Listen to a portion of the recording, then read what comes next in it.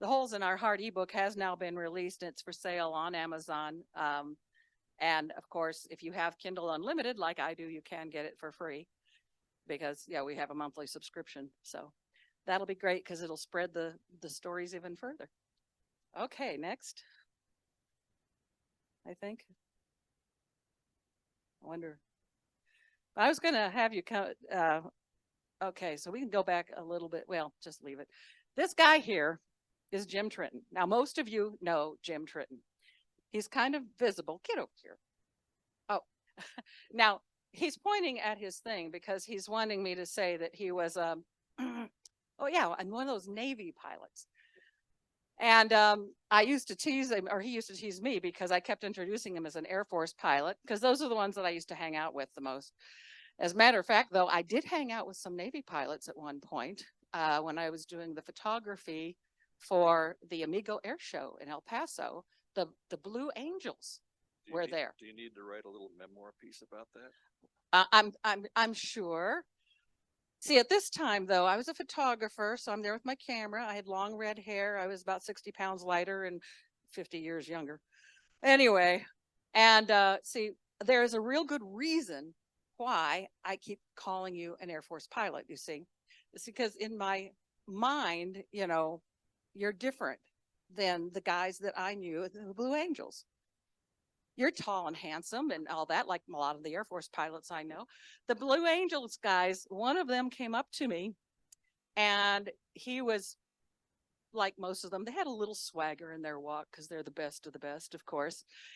And, you know, he goes, hey, hi. I said, hi. He said, you know, the guys and I, we're going to go over to the golf course in Juarez tomorrow. I was wondering, would you like to come along? Hold my putter for me? I said, thank you. Anyway, so, you know, to the best of the best. Thank you very much, Rose.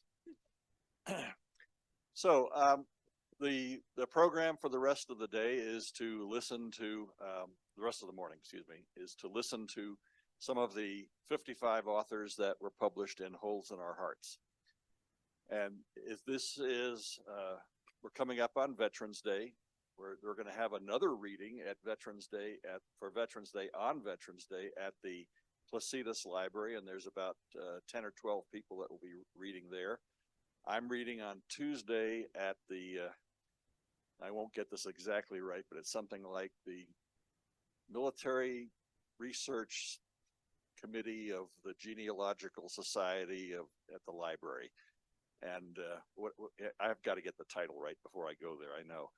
And I think we also have Ben White, a Coast Guard, one of our authors, is taking care of reading at the Rio Rancho Library today. And I'll be reading at the Rio Rancho Library on January the 6th, I think it is. It's the first weekend there. But today we have a treat. We have about a dozen. We have a couple of late breaking folks coming in and one's still on the way, but we're gonna take them in the order which you'll see momentarily. So I'm proud of each one of these folks, and Jo White is going to read you something that she wrote, And Still We Wait. Jo White's husband flew fighter jets in the New Mexico Air National Guard for 33 years. His unit lost 11 pilots, 2 in midair collisions in May of 1978. After the funeral, she went home and wrote, And Still We Wait.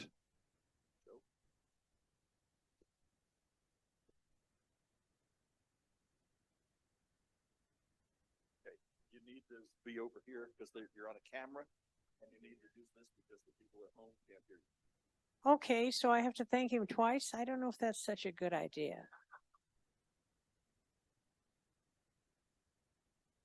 Put in like this.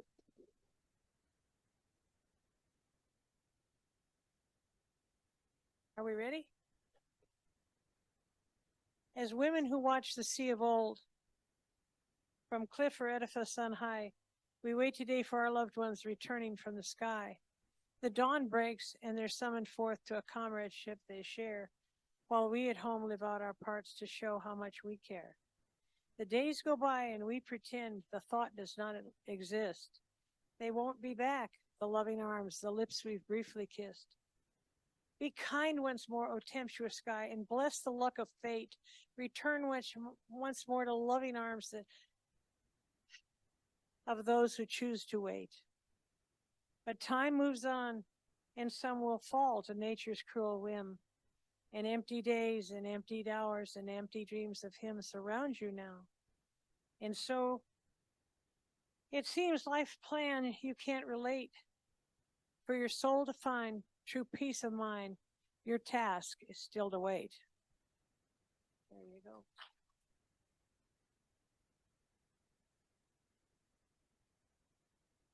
Thank you very much, Joe. Okay, number 2 up is Paul David Gonzalez. He's a native of Pittsburgh, Pennsylvania. That means he grew up drinking Iron City. He served in Vietnam from 1967 to 1968 as a medic with the U.S. Army. Writing for him is comforting and therapeutic. Expressed words are powerful. Paul? Thank you, Jim. It's a real privilege to be here. It was a 17-hour flight from Fort Lewis, Washington to Cam Ranh Bay, South Vietnam. A 19-year-old young man was on that plane, and the only thought he had in his mind was, if he didn't make it home, who's going to tell his mom?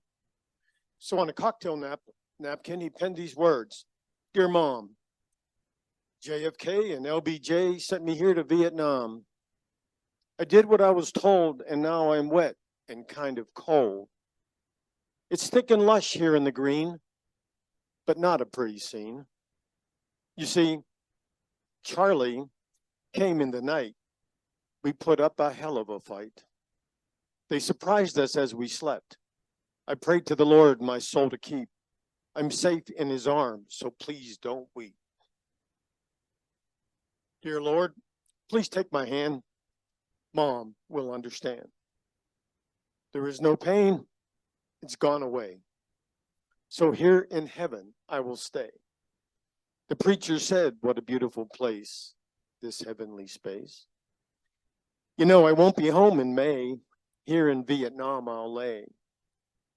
But I want to say I did my job, and I did it well. There's nothing more. Only time will tell. Love, your son, Dave."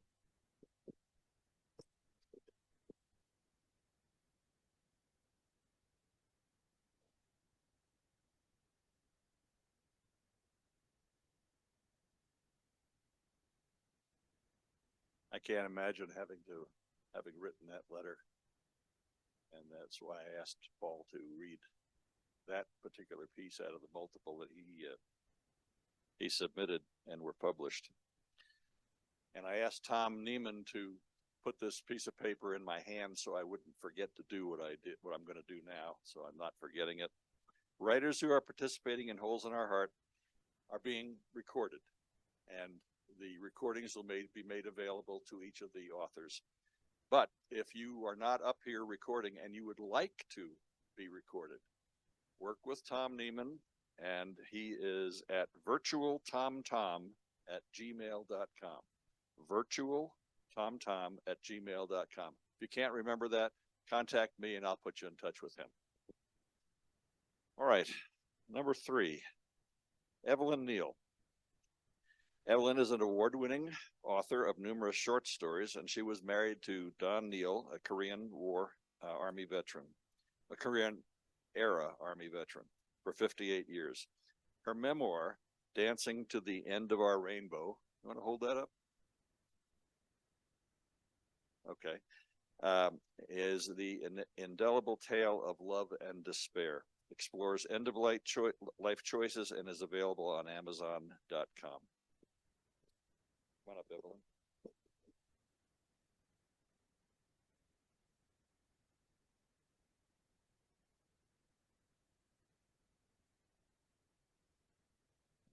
Good morning, everyone. And this, I also have copies available here if someone wants to buy one. This story I'm reading today is an abridged version of a story I wrote for the 70th D-Day landing anniversary in 2014. And it was read on Veterans Day in this room for a different event. So here we are again. It's Price of Freedom. Legend has it, when the European invasion was in the early planning stages, the commanding generals were looking for code names for the beach landing areas. General Eisenhower asked a young PFC, "Where are you from, son?" "Omaha, sir." Thus, this beautiful stretch of sandy beach on the northern coast of France along the English Channel will forever be known as Omaha Beach. Recently, I walked this beach under dark, rain-laden skies, clouds, and gazed west across the choppy waters of the cold, gray channel. On the cliffs above the beach were the remnants of the Nazi concrete bunkers, some of which still held the big guns that once guarded this coast.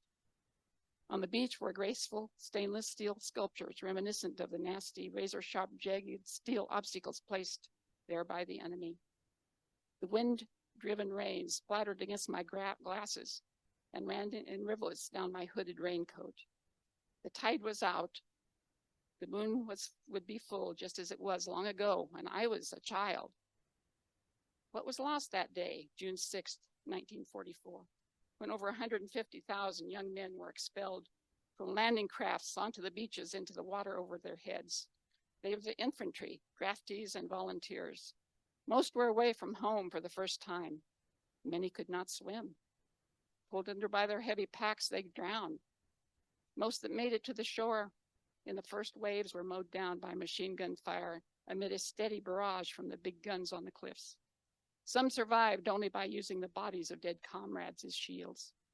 These 18, 19, 20-something-year-old soldiers were precious sons, brothers, husbands, fathers, uncles, lovers, fiancés, best friends. The invasion was set for this day in June because there would be a full moon to light the way and a low tide to help the landing crafts avoid the mines and steel obstacle courses. The German forces were stretched thin at this time. In addition to struggling to maintain their position in Western Europe, they were suffering heavy casualties on the Eastern Front. The reinforcements along the Normandy coast were still a work in progress. The next opportune time for this landing would not be until September. The Allies feared by that time the location of the landing beaches, Gold, Juneau, Sword, Omaha, Utah, would no longer be secret. Rommel would have his fortifications and armament in place. He would be waiting. The landing craft were loaded on schedule. Everyone awaited the signal to set sail. A fierce storm blew in across the channel. The mission was put on hold for 24 hours. Thousands of troops, American, Commonwealth, and Canadian, waited, crowded onto the flat-bottom vessels that would transport them across the treacherous miles of stormy waters. Unable to lie down or sleep, the time was passed smoking, talking, worrying, writing letters, telling jokes, horsing around, suffering from seasickness and terrified of what the next day would bring.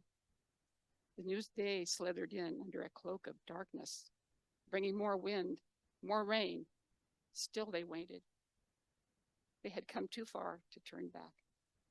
Finally, the order was given to proceed. All through the stormy night, the men were heaved and pitched across the turbulent channel to be dumped at daybreak onto the beaches to meet their destinies. The Canadians onto Juneau, the UK onto Gold and Sword, and the Americans onto Omaha and Utah. How many messengers did it take to knock on all the doors to bring the news that derailed families? What proof was given the disbelieving young wife holding a crying infant, or the devastated parent that the unfathomable was true? What about the letter written home just before the mission that would arrive weeks later?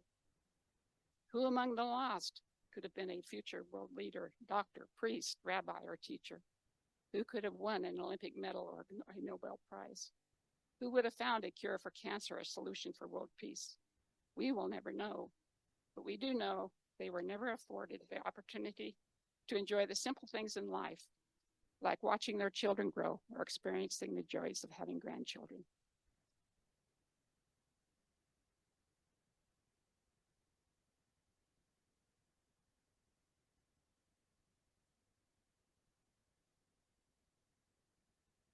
How many of you have been to Omaha Beach? A few of you, I know, you know. That must have been very emotional to go there and see where so many gave so much. Thank you, everyone. Next is Regina Washington, and for those of you on Zoom, we're not going to be able to show you her, but I'll give you, you'll be able to hear her. She can't come up to the podium. Regina is a family member and has earned a master's degree and is presently working towards the PhD. She loves education, music, sports, and meeting people. She has trained many others in the mediation process. She's a former member of the International Critical Incident Stress Foundation and enjoys reading, writing, and cooking. Socializing is an important part of her life. Regina?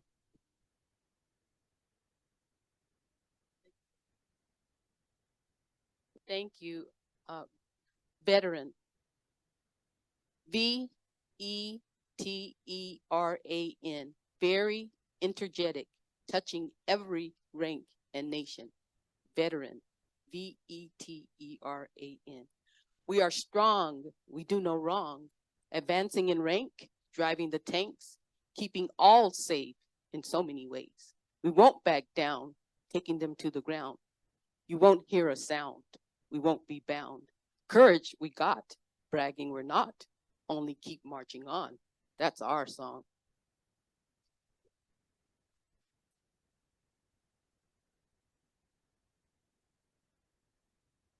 Thank you, Regina, and thank you for participating in the program. Next up is one of my fellow members of the Veterans Creative Writing Group at the VA Hospital. Paul is also a member of that group. And here he comes now. He's walking through the door. I'll keep talking, Butch, so you can come up here. Butch is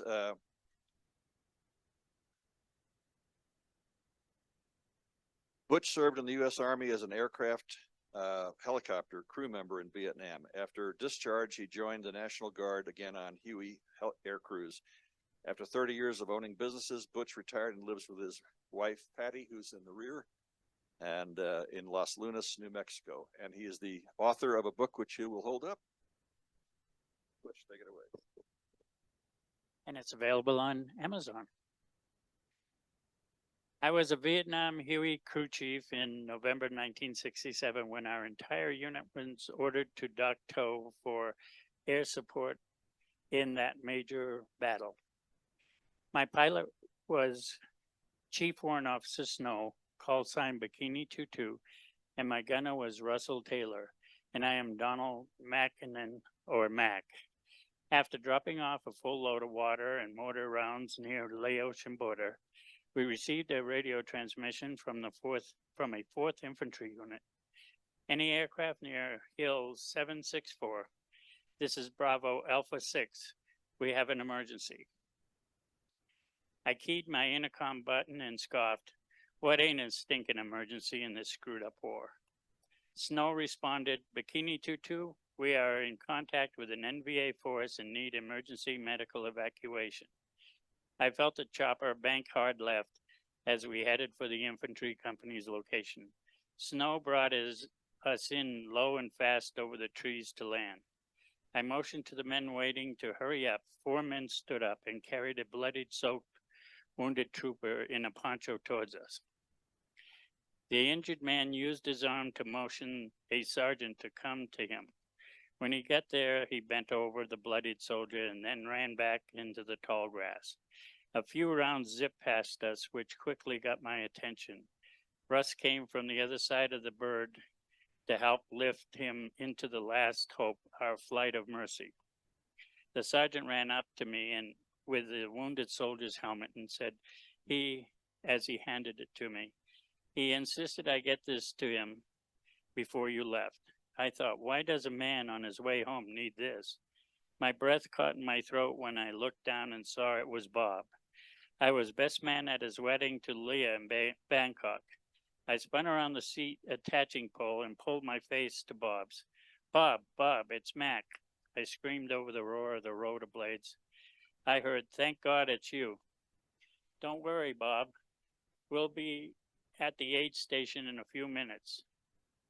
In the meantime, Doc Taylor is taking good care of you. Mac, give me my helmet, he requested weakly. He took it, grabbed 2 envelopes out from under the interior webbing. Struggling, he said, please, Mac, make sure you mail these. I patted his shoulder, the only part of him that wasn't bloody, and assured him, "Don't worry, Bob. In a few days you'll mail them yourself. Remember what you told me in Bangkok one night." He coughed up some blood. "Don't bullshit a bullshitter, so stop the happy talk."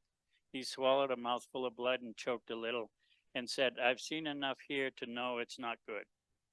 Bob's eyes rolled back in pain as he struggled to say, "What, when you're home in Phoenix, please go see my parents and let them know how much I loved Leah and take care of her. I promise you anything you need. I'll tell them about the best love story I've ever witnessed."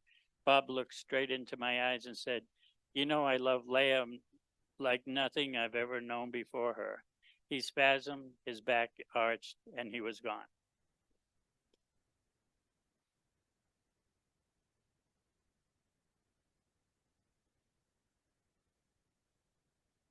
Now, Butch's technique is a little bit different. He takes a true story and fictionalizes it, and gives him some leeway to tell the story in the way that he wants you to learn what he wants you to learn, without having to be constrained by actual everything that happened. It's a technique that's a good technique, and it was perhaps a little easier for him to fictionalize those memories than to relive them. We at the VA writing group are taught to write so that we can do therapy based on telling your stories and getting them out there and to a group. And it's hard. It's hard sometimes to tell those stories, and so fictionalizing them is a perfectly good technique. Next, Carol Kreis. Okay, am I pronouncing that right? Kreis is the widow of Lieutenant Colonel Charles Warner Kreis, U.S. Air Force retired. They married when Chuck was a captain in the 904th Air Refueling Squadron at Mather Air Force Base. He flew KC-135 tankers at that time. Chuck always supported Carol's desire to travel whenever he had a remote assignment. Carol?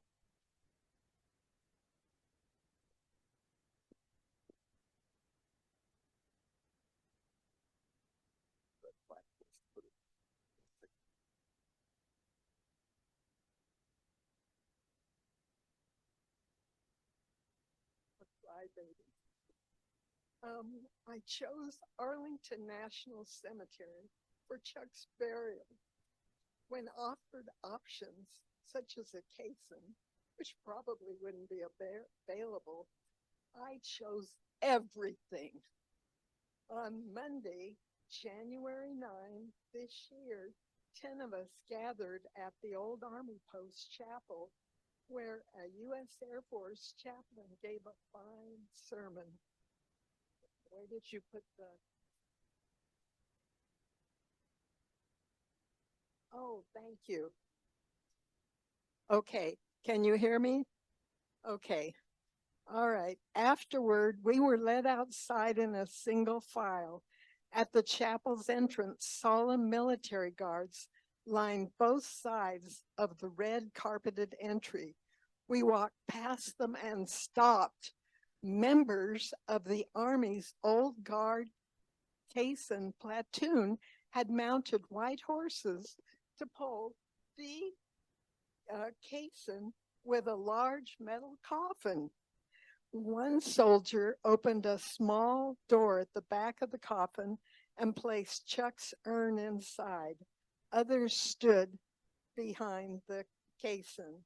Nearly 16 members of a U.S. Air Force band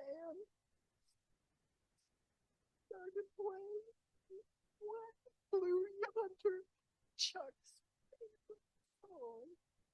We followed the procession in our cars as it slowly wound down a windy road. And looking for where I am. I practiced this, I honestly did. Okay.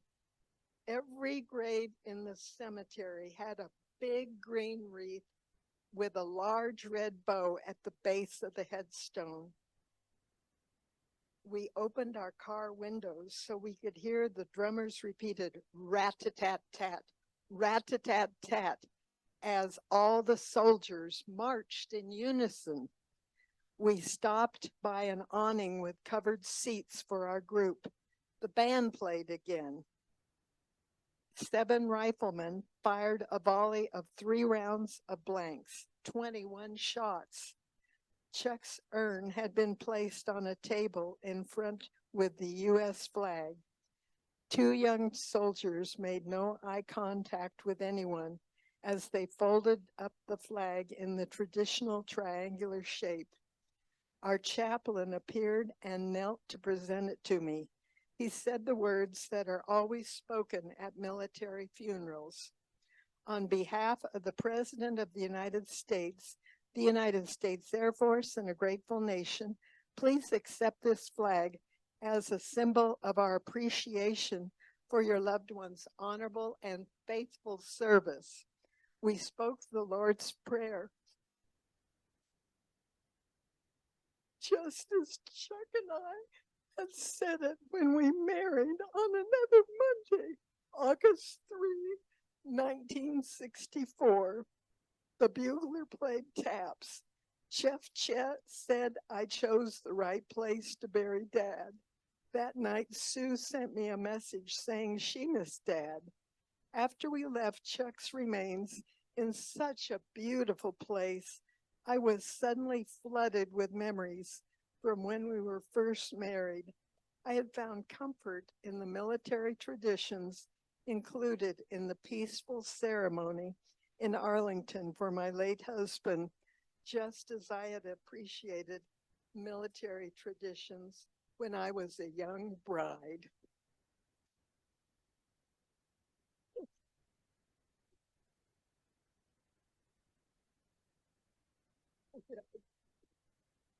Thank you. I think you're seeing how this writing is therapeutic. It's hard. It's really hard sometimes, but it's very therapeutic to have written that and then to share it with you verbally. Next, Caroline LeBlanc is an Army nurse, veteran, daughter of a World War II veteran, wife of a retired Army officer, and mother of a Special Forces officer. She's the past writer-in-residence at the Museum of the American Military Family and co-leads Regaining Balance retreats at the Mountain Gate Zen Center. Caroline?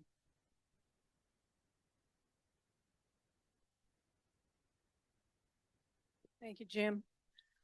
Let's all just take a minute to take a deep breath. We're hearing and I'm going to cry too. So let's just really concentrate on your breath for just a few seconds and let the feelings move through. So what I'm reading this morning is 4 of the poems in my 7-poem sonnet chain. A sonnet chain, very briefly, is a series of sonnets where the last lines of the previous sonnet become the first lines of the next one. We're not going to see that in my reading. It's in the book. We're not going to see that in my reading because of time limitations. So, and I want to thank Jim and everybody else who's worked on making this happen, and for including family members. Now the tears are going to come.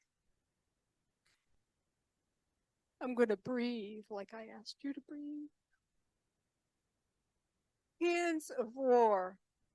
This was written when we were more involved in the Middle East conflicts, and my husband and son were both serving. This is the first sonnet. In this Christmas snow, if planes get off the runway, their PA systems will crackle. Some of our military personnel are with us. Let's give them a big hand. We thank you for your service in our nation's stand against terror. When I fly, I wonder if others share my doubts, my angst about the horrors of warfare. Does the evening news make them think a round of cheer will dispel our soldiers' troubles? I don't know soldiers who expect a hand from civilians. True, special programs give families of the fallen survivor benefits after a beloved's sacrifice of life or limb. And some count on food stamps to feed their children. Strapped in my too narrow seat, I sit stock still and stare. What would a Quaker at meeting do if enemies were there? I'm skipping the second poem, which is about our history with Vietnam and the kind of flashbacks it created for me, and the story of my joining the Army Nurse Corps. The third poem is about my basic training, basically. Whatever the hour, Army nurses are charged with the health of U.S. troops. We fired and cleaned Colt 45s, practiced mass cals and debrided wounds. Future test items, the DI signaled by pounding the podium. You will be tested on this. Nuclear and chemical attacks can be survived if you follow proper procedure, he told us. We watched hours of slides, Japanese maimed by the first nukes, Americans burned and gassed. We put on and removed charcoal suits.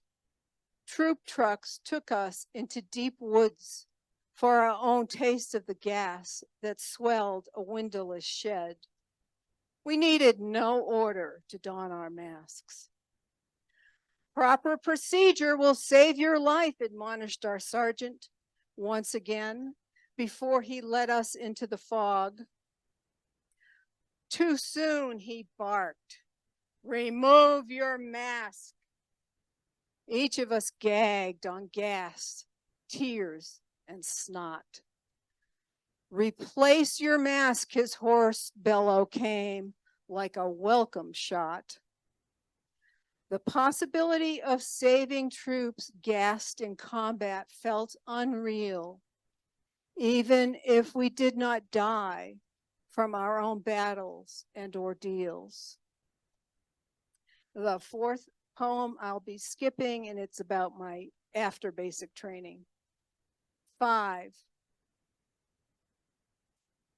Though common wisdom has it women's wars are small, I resigned my commission while my husband answered the call to serve in new wars, where he treated kids maimed in battle. At home, I managed the family and gave others like me counsel. One son had blonde, the other brown hair. Both grew up with war and chose sides.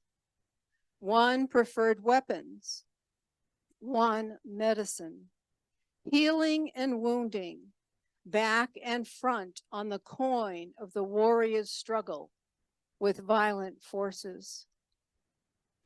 At the Fort Drum Gym, I've watched healthy-looking men sit to play volleyball, side and slide when others would run.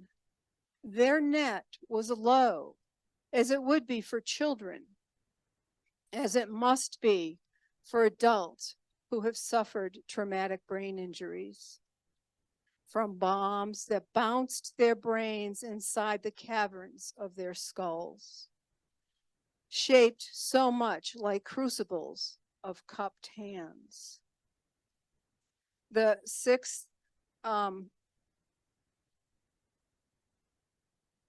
sorry about that. The sixth poem is about the ritual of the returning troops at Fort Drum. 7 is the last and picks up on the ritual. In the waves cycling behind white screens, my soldier is lost, and a distance farther than the missions stands between us. Still, we dare not cross the divide until the command sergeant major shouts the order. Dismissed. Our phalanxes spill wave after wave onto the court. At jump lines, I join others who have their children in tow. Each of us searches the crowd for that beloved face not touched in how long? Almost before we can trace hair or lips, photographers snap shots for papers and TV, thrust handheld mics before our faces. They ask us cliched questions while hand in hand, we embrace each happy moment we're given. Soon enough, our lives could be a different hell if the sand in their boots and gloves won't go away. You know those Christmas troubles on the runway? Clap your hands. It's only snow. Thank you.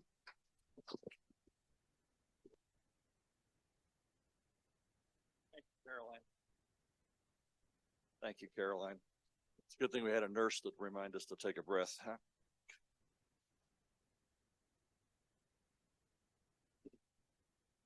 Next up is Linda Harris. She's an award-winning author with a Bachelor's of Arts in Journalism from New Mexico State. She's the spouse of Major James Harris, retired U.S. Air Force meteorologist. Linda and Jim have been married for 60 years and recently moved to Albuquerque.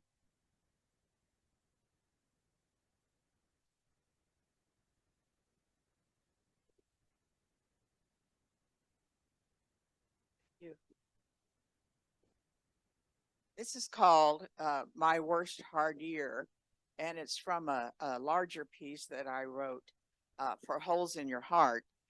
And I want to thank Jim, especially for kind of getting me back into writing.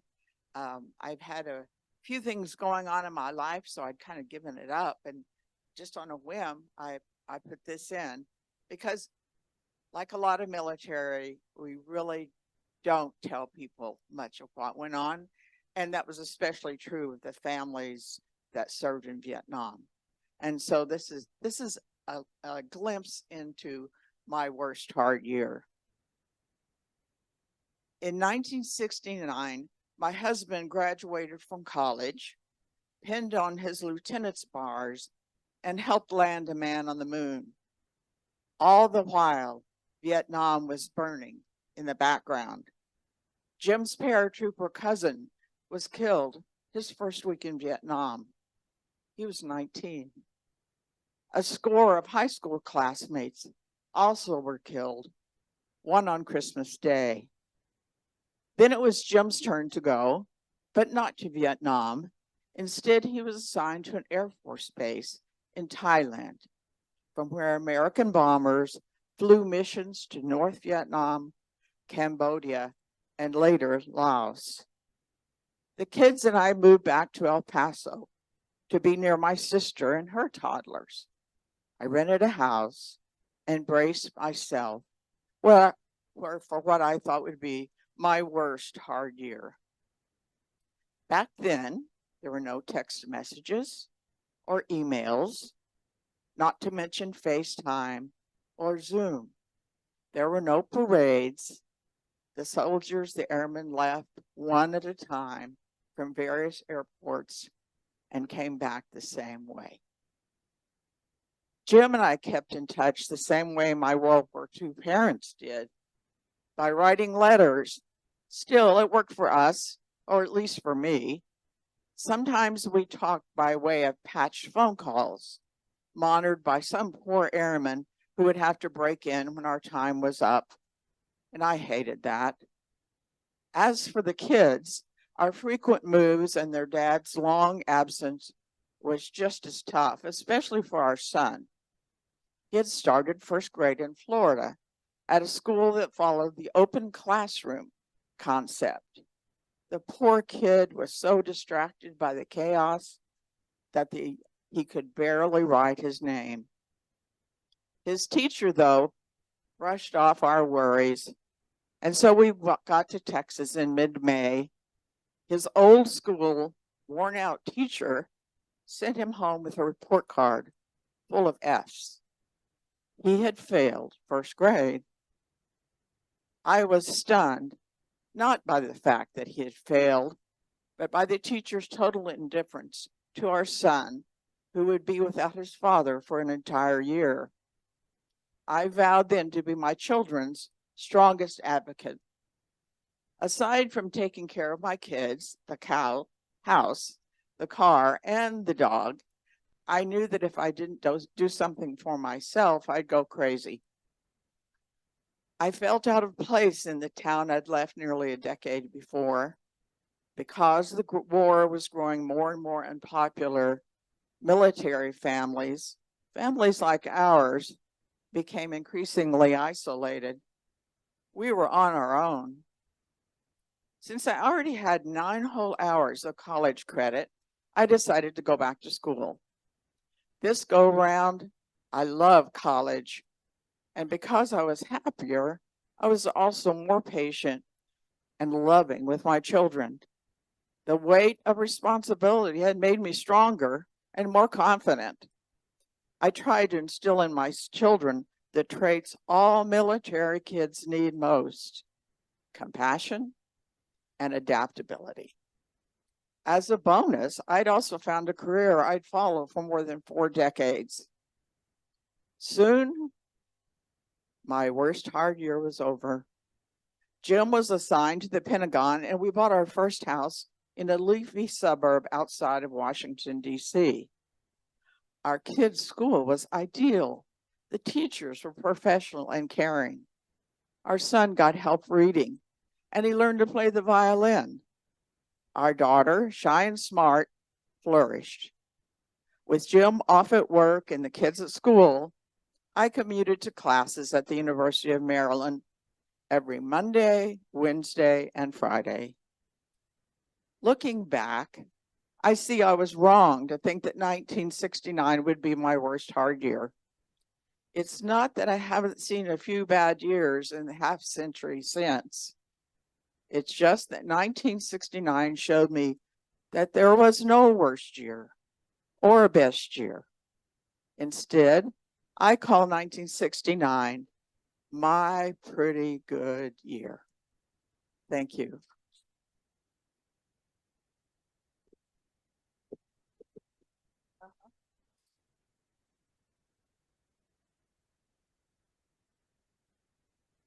Another member from our creative writing group at the VA hospital that meets every week is Earl Rugen. Earl does not own a computer, and he doesn't have a cell phone that works.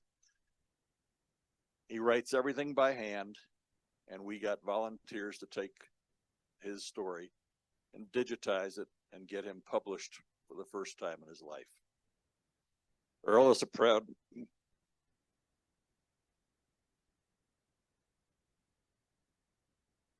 He's a proud member of the U.S. Army's 571st Dust Off Helicopter Ambulance Unit in Vietnam from 1968 to 1970.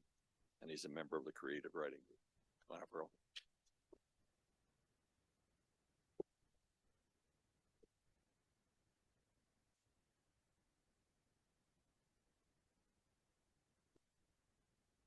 Kind of backwards because I wrote this one after I got out. Wife's name's Kathy. Well, Kathy's clown. Saw a friend the other day. Didn't have that much to say. Army, Navy, what's the use? Patriotism, our excuse. Drank a beer and reminisced about the girls we never kissed. He stayed here, and I went there, did our tours without a care. He rode the waves the Navy way, worked in the galley every day. I crewed a chopper, fixed it to French Indochina without a clue. I had some trouble coming home, isolated, all alone. Drinking, smoking, drugs abound, went to hell and came around. Now we sit, the sun goes down, he a man and I a clown.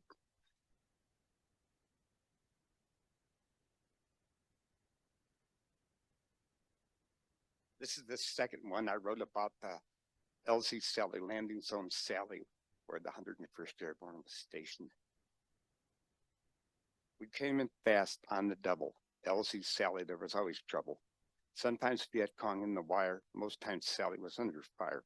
Our cover fire was always good. 101st Airborne, knock on wood. Load the wounded, then off again. If we lost a man, it was our sin. We tried to do our very best, but every day was one more test. Lay down at night and start to pray, then wake up to another day. Thank you.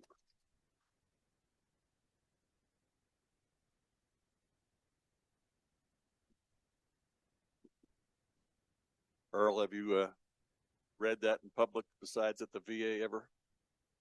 I didn't think so. It's hard. It's hard for him to have done that, but he's a good poet and he writes great poetry that we hear at the VA every week whenever he comes. But to do that with an audience that is strange in a strange place is scary. I'm proud of you, Earl.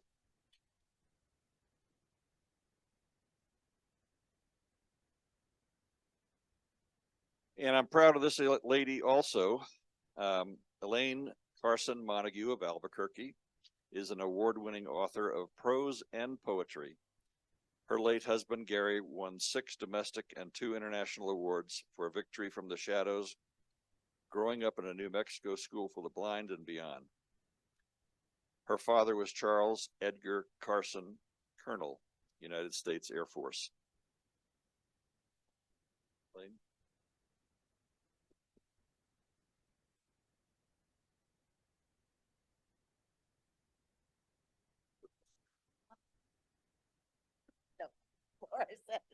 I sit on the floor because I'm so short. All right. Well, I already mentioned the book, and since people are waving their books around, I'll wave mine too. So there you go, Victory from the Shadows, December 9th, the library. My piece is called Marionettes. Marionettes march in precision, ne'er a one out of step. Marionettes march with decision at what they do, they're adept. Who pulls their strings for what cause? What change does steady cadence bring? How does marching precede new laws from which life and death are sure to spring? Marionettes set a steady pace, regardless of tenet or religion. Marionette steps defy one's race, a testament to social provision. March in community, together as one, pulling strings in tandem, right, left into the sun, leaving nothing random. Let me not be a mindless marionette under compelling control. Let me pay my own debt, watchful, ever on patrol.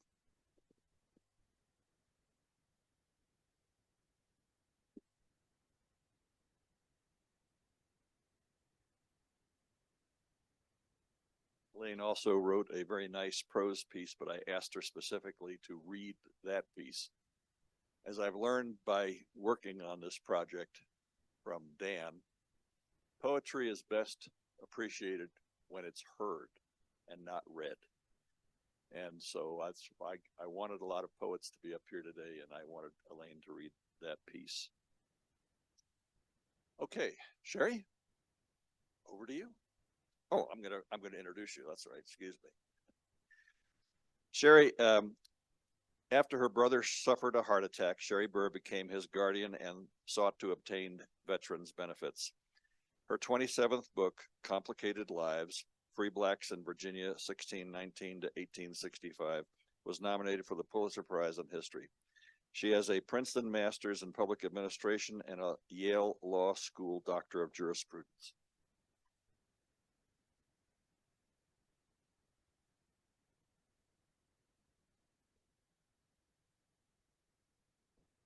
I want to thank Jem and Rose for their hard work on this book. And I want to encourage all of you who had a chapter published in this book or in the new woven pathways, to consider submitting your work to New Mexico Press Women Contest. And of course, I cannot come up here without mentioning New Mexico Press Women Contest since I'm the president. And I have a few flyers if someone's interested in following up. Good, good. But people can submit chapters. So you can submit your chapters in Woven Pathways. You can submit your chapters in Holes in the Heart. I plan to submit mine, so I imagine it's going to be a very competitive category. So as Jim mentioned, my chapter in this book is called My Brother's Guardian, and it's from a full 360-word memoir that I have yet to publish. And I've been going through the files, pulling out things that have been sitting, and I thought, I'm just going to submit this and at least get one chapter published from this book, and maybe it will encourage me to move forward with the entire manuscript. So this is how it opens and I think it's okay. I hope you can still hear me. I want to put that. Can you still hear me if I put that on the? Okay, so this book opens in January 1971 in Phoenix, Arizona. Mom, Ralph yelled at the top of his lungs. In his bedroom, he played with an electronic football game as rain drizzled outside. He had lined up his teams in formation. What is it, sweetheart? Mom asked as she walked from the kitchen through the living room to Ralph's bedroom. She wiped wet hands on a striped apron. Can you please tell Sis to get out of my room? Ralph pressed the play button to start the teams moving. But Mom, I replied, it's not fair. He got the best toys for Christmas. Honey, why don't you go play with those new Barbie dolls? Mom asked. I've already cut their hair, I said. There's nothing more to do with them. I want to play with Ralph's football game. Go away, Ralph yelled at me. I want to play by myself, and take off my cutoffs. You stretch them out.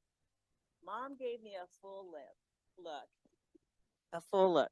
At age 11, I stood a head taller than 9-year-old Ralph and was nearly the same height as Mom. Honey, please take off Ralph's cutoffs. But Mom, I don't have any blue jean cutoffs, and these are good for playing football. Honey, girls shouldn't be playing football.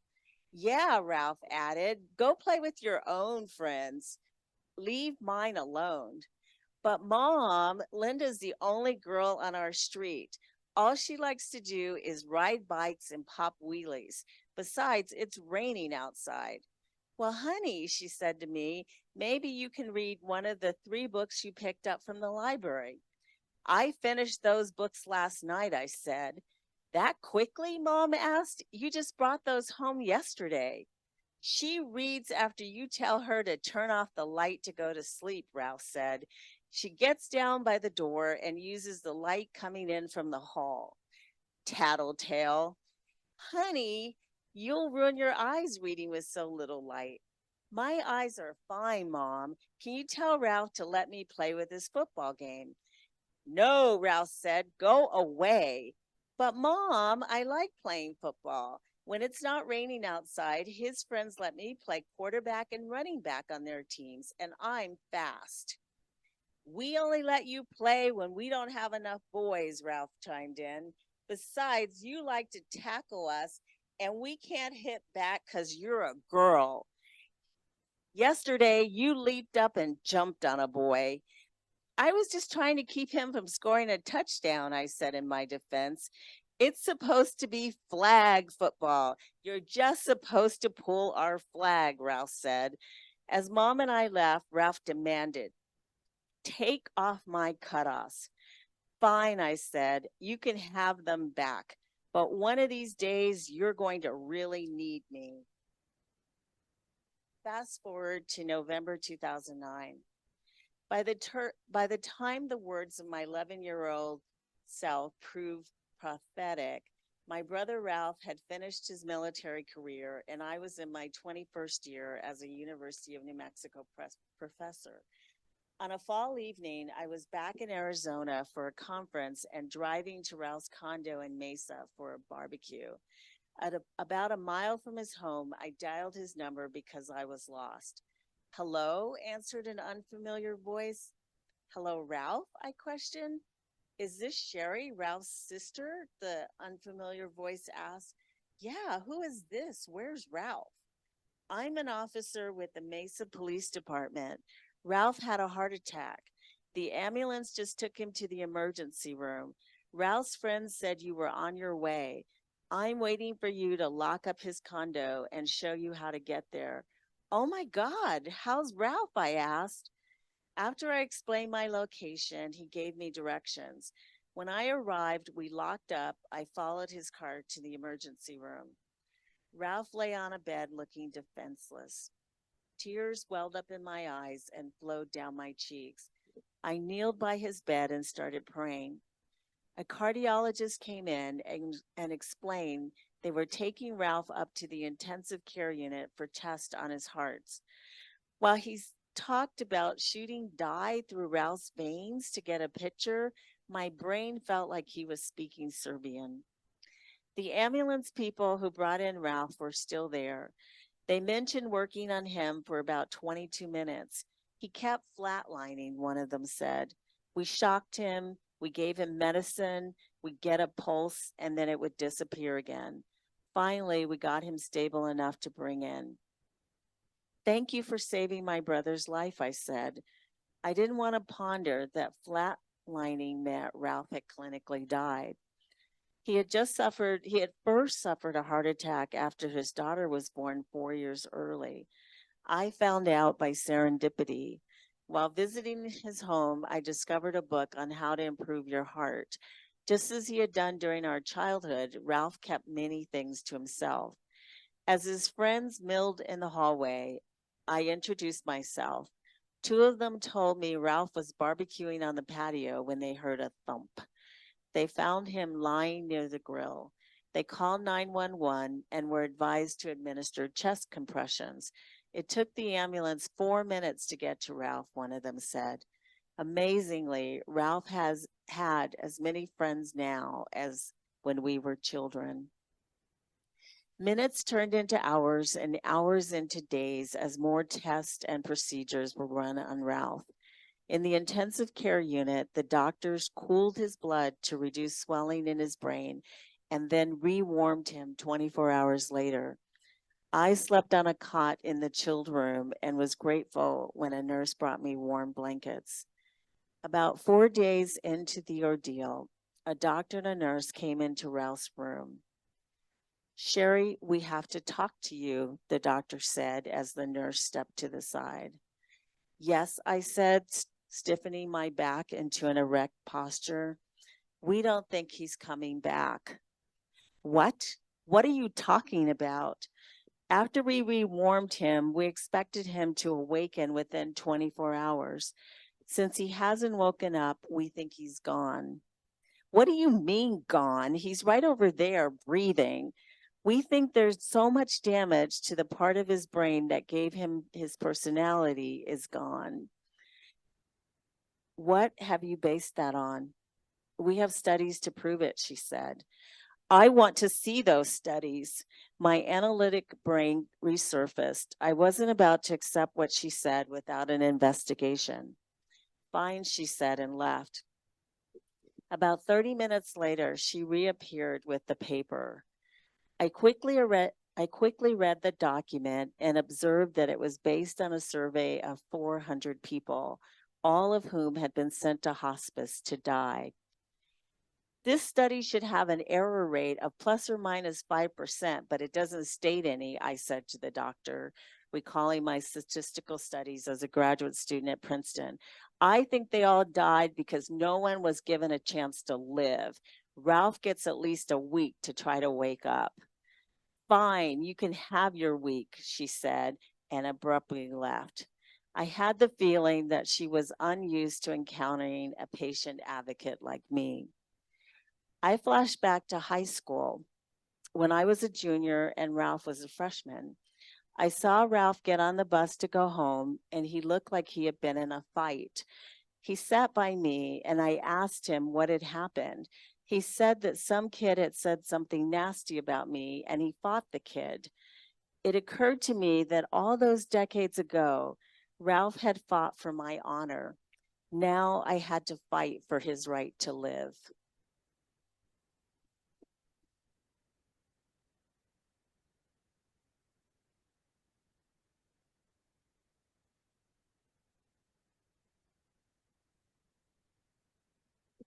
Thank you, Sherry.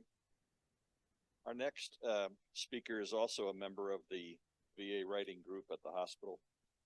And like Earl, he had never been, he'd never talked in public about his memories. He's written about them. He was a journalist, but he'd never written this story that you're going to hear. And I'd heard it at the VA hospital, but when I saw him read it at in Santa Fe for the book launch that we had up there, I watched how it affected him and confirmed that next Thursday it had taken him 2 or 3 days to get over just reading what he's going to read for you right now. Mark's service in the United States Air Force, April 1965 to September 1968, included a year in Vietnam as a combat news reporter. He was awarded a Bronze Star for meritorious service, among other decorations. The Albuquerque writer received a journalism degree from Ohio University and held reporting and editing positions in upstate New York and Washington, D.C. Mark.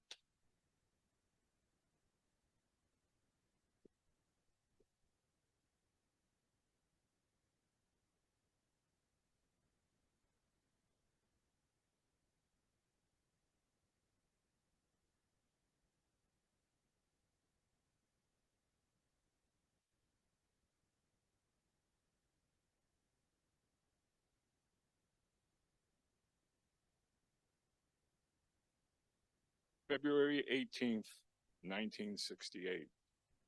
I had been in country for 5 months, assigned to the Combat News Division of the 7th Air Force Directorate of Information, DXI, at Tan Son Nhut Air Base outside of Saigon. 6 weeks after my mid-September arrival into my one-year tour, and after getting acclimated and completing routine assignments, I made my bones covering the Air Force role in a major operation at Song Bay near the Cambodian border. The mission involved airlifting more than 10,000 troops of the Army's 101st Airborne Division to Vietnam and then deploying them around the country. I endured not only the red dust that seemed everywhere in Song Bay, but almost nightly mortar attacks from Viet Cong who occupied a nearby hill. Nearly 3 months later, in what became known as the Tet Offensive, Viet Cong and North Vietnamese regulars staged countrywide attacks on cities and bases, including Saigon and Tan Son Nhut. I recall bullets ricocheting around our barracks and then mortar rounds overhead, fired from a nearby field that the enemy had infiltrated. As my combat news colleagues and I were considered non-combatants, we were not issued weapons except for .38 caliber revolvers, no match for AK-47s, rocket-propelled grenades, and the like. Soon after Tet, I was sent on temporary duty to the Air Force Jungle Survival School near Clark Air Base in the Philippines. I felt mentally and physically toughened after a week of training involving living off the land, a simulated parachute drop from a 40-foot tower, and an escape and evasion exercise where I spent the night alone in the jungle before being rescued by a friendly helicopter. I graduated on February 12th, 1968, and flew back to Tan Son Nhut. While my experiences to this point were nothing compared to hardships endured by Army grunts, Marines, or Air Force pilots, I considered myself ready to handle anything during the remaining 7 months of my tour. But I was not prepared for February 8th, 1968. Shortly after noon that day, a 122 millimeter rocket slammed into a vacant building adjacent to our headquarters. To this day, I swear I could hear the rocket's signature whistle before it exploded. Shrapnel ripped through our walls, with several shards slamming into the wall behind my desk, piercing a cigarette lighter and tiki figure. I was a foot or two away and escaped harm. Rick Ramsey was not as lucky. Shrapnel tore through his body as he turned toward the sound of the explosion. His insides spilled onto the floor. The concussion knocked me to the floor. Dust filled my eyes and I could hear nothing. Rick's blood spattered my uniform shirt. Once I gathered myself, I knew there was nothing I or anyone could do. Rick Ramsey died instantly. Years later, I wrote that Rick did not suffer, nor did he cry out for his mother. He had 18 days before his tour ended. Instead of returning home, Rick found his final resting place in the Eternal Valley Memorial Park in Newhall, California, 15 miles from his home in Sun Valley. I left Vietnam in September 1968 and took a newspaper job in upstate New York. Flashbacks soon followed, but I felt I could handle what came my way. Years later, when I worked as a veterans counselor in an upstate county, did I seek help from the Department of Veterans Affairs. Counseling veterans with symptoms similar to mine made me realize I probably had post-traumatic stress disorder, which the VA confirmed. The most vivid flashback came shortly after midnight on Christmas Day, 2010, when I woke up screaming. February 8th, 1968, returned. Every image, every detail, incredibly vivid. I felt like I had been watching a movie about what had happened that day 42 years earlier. I think of Rick often, especially every February 18th. Of course, I am saddened by the events of that day, but I can't help but laugh at one of our first conversations. For some reason, the topic was religion, and Rick asked what I was. I replied, I'm Jewish. Rick said he'd never met a Jewish person, then let me know he was Mormon. Well, Rick, I said, I've never met a Mormon. I've not had a flashback since that Christmas morning. I began writing poetry soon after, eventually publishing 5 books containing numerous Vietnam-related poems and works about Rick Ramsey. Did Rick and nearly 60,000 others die for a just cause, or did they die in vain? That is a subject for debate, and I have no simple answer. What I did finally answer was, why Rick and why not me? I eventually wrote that grief and guilt whirl in my mind's maelstrom, unable to decipher the impenetrable mystery how bombs and rockets and shells and bullets name their victims. Writing this piece has been an emotional exercise as I recount an unforgettable chapter in my life's journey. However, I am convinced that writing about that day and other difficult days in Vietnam helped heal the wounds and ease the pain I carry.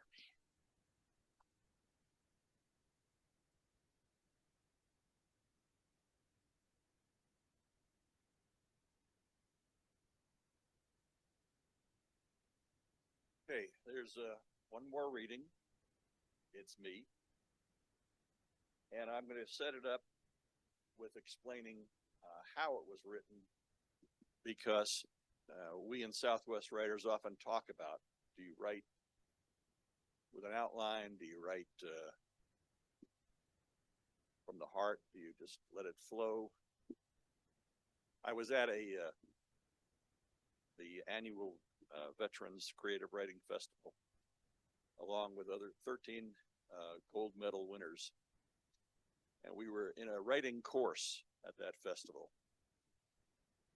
Everybody there had PTSD, and the instructor knew it. And he spun us up. He got us talking for about a half an hour about what did we think when people came up to us and said, "Thank you for your service." And when we were at the peak of being upset, he said, "Stop, take out a pen. You got 15 minutes. This is what I wrote. I've changed one word since that day."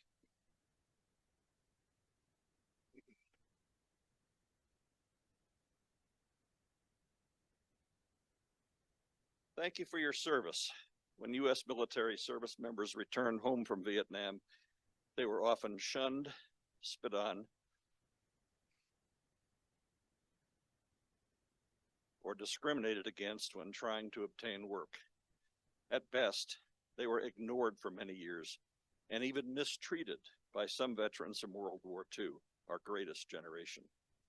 In short, most were not welcomed home or thanked for their service. The safest course of action was to take off the uniform, stash in a sea bag, or put it in a dumpster. Hunker down and pretend like you've never even seen a war movie, let alone thought about serving. Decades passed and the social fabric of the nation changed.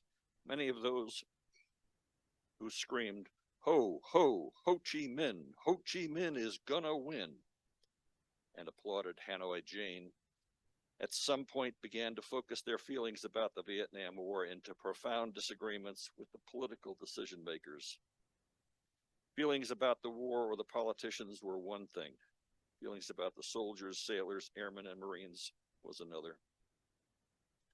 Many finally realized these men and women, the ones you've heard today, were either drafted or volunteered to do what they thought their country wanted them to do in Southeast Asia. As time progressed, there was an apparent national guilt about making the ordinary service member the scapegoat for a war they did not cause, did not understand, but were willing to commit to support as a member of the U.S. Armed Forces. What was society's new response to American service members? To make amends for past insults, veterans today are routinely thanked for their service. All military veterans sign a blank check to give.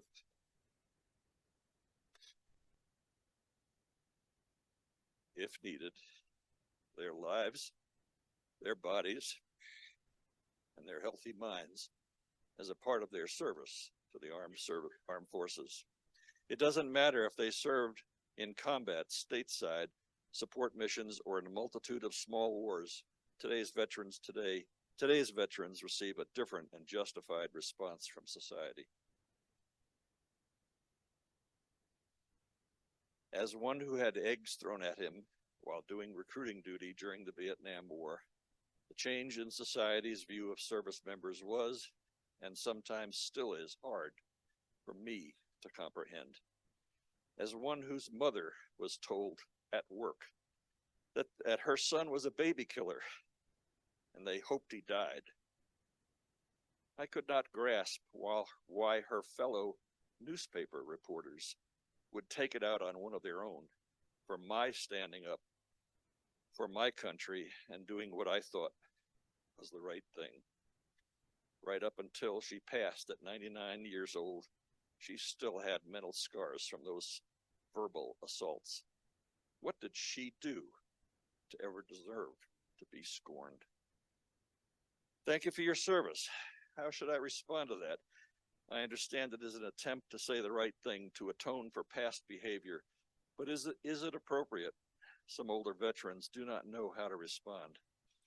I, for one, appreciate the gesture, the offers of special discounts for veterans, for recognition as a way to make up for facing the crowds on college campuses as draft-deferred students ruined my uniforms with their more than vocal assaults at a different time when military service was not appreciated.